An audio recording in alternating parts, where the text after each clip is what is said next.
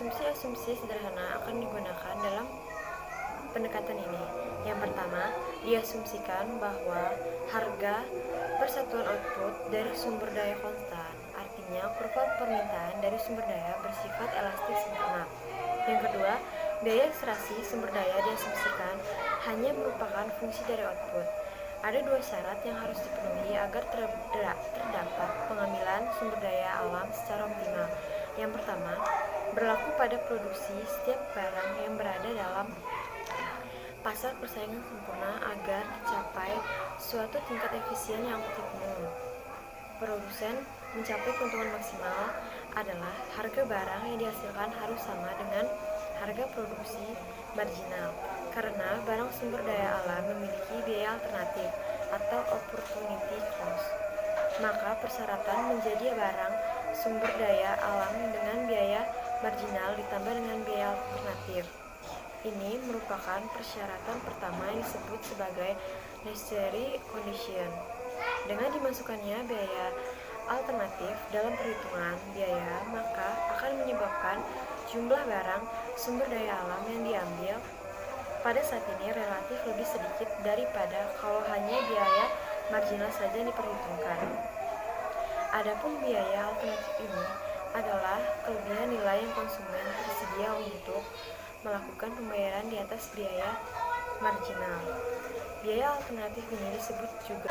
Syarat yang kedua adalah menyangkut perilaku dari biaya alternatif atau royalti itu sepanjang waktu, yaitu bahwa royalti atau biaya alternatif itu harus selalu meningkat. Dengan kata lain, bila royalti itu dinyatakan dalam nilai sekarang, maka royalti itu tidak akan berubah sepanjang waktu. Ini disebut sebagai sufficient condition. Yang selanjutnya, aplikasi model Hotelling. Pada pasar persaingan sempurna, analisis dimulai dengan anggapan bahwa terdapat stok minyak di dalam bumi sebanyak 10 barel.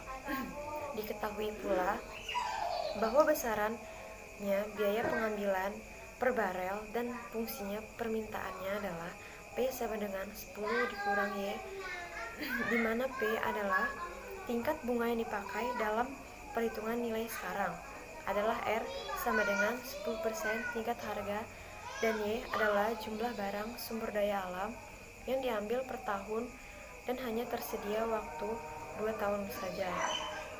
Alokasi pengambilan sumber daya alam itu di antara 2 periode waktu sehingga dapat menghasilkan total manfaat bersih yang optimum. Pengambilan sumber daya minyak tersebut diusahakan agar manfaat total kedua periode tersebut yang tinggi. Namun, agar manfaat total dari kedua periode dapat dijumlahkan, maka nilai manfaat itu harus disamakan dahulu, yaitu dengan menyatakannya dalam nilai sekarang atau present value. Ekstraksi multiperiod. Prinsip-prinsip model dasar Hotelling untuk 2 periode pada dasarnya dapat dikembangkan lebih jauh untuk ekstraksi multiperiod. Hasil akhir dari pengembangan multiperiod ini juga akan menghasilkan golden rule yang secara prinsip sama dengan yang telah diturunkan sebelumnya.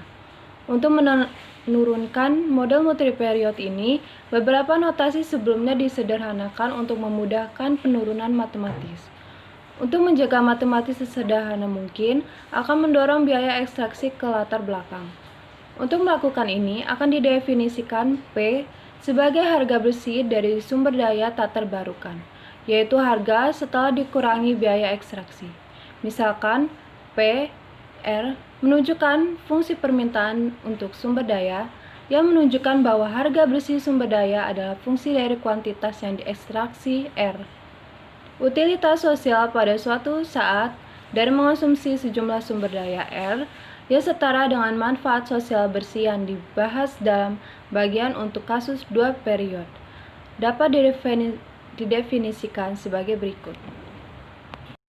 Jika masalahnya adalah membuat pilihan yang memaksimalkan kesejahteraan sosial dari R untuk T sama dengan 0 hingga T sama dengan T, yaitu kita ingin memilih kuantitas sumber daya yang akan diekstraksi dalam setiap periode, dan nilai optimal untuk T titik waktu di mana penipisan lebih lanjut dari persediaan sumber daya berhenti.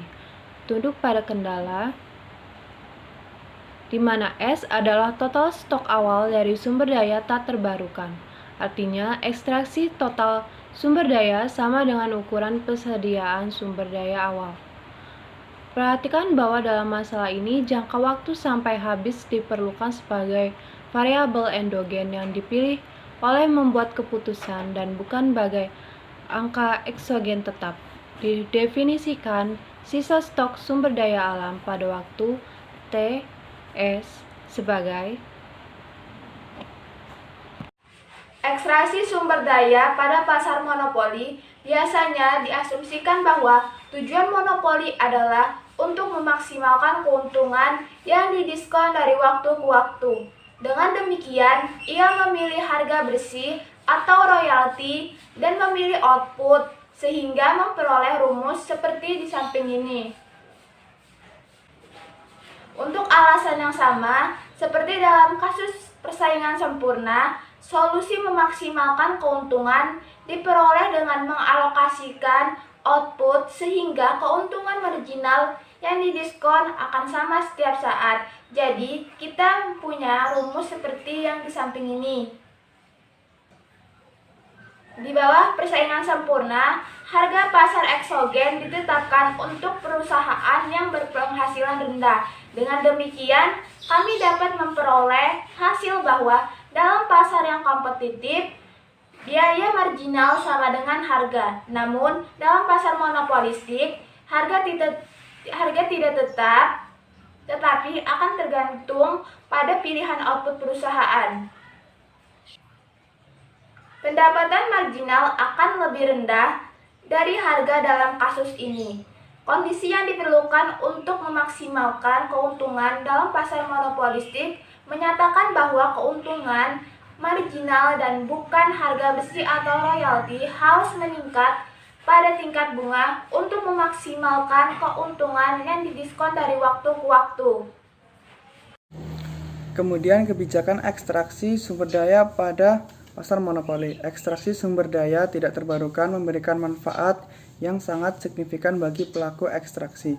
Keuntungan yang diperoleh dari usaha minyak, gas bumi, pertambangan, dan sejenisnya bisa menghasilkan jutaan dolar bagi pelaku usaha. Sehingga sering terjadi apa yang disebut gold rush, manakala deposit sumber daya ditemukan. Orang datang untuk mengadu keuntungan, sehingga sering terjadi di kota-kota besar seperti California, Amerika Serikat misalnya, tumbuh karena gold rush pada awal 1900. Bagaimana kemudian pemerintah memperoleh manfaat ekstraksi sumber daya alam ini? Salah satu mekanisme yang biasa digunakan adalah melalui mekanisme rent transfer atau transferen. Misalkan dengan memperlakukan pajak pada usaha pertambangan, pajak tersebut dapat berbentuk royalti maupun pajak per unit output.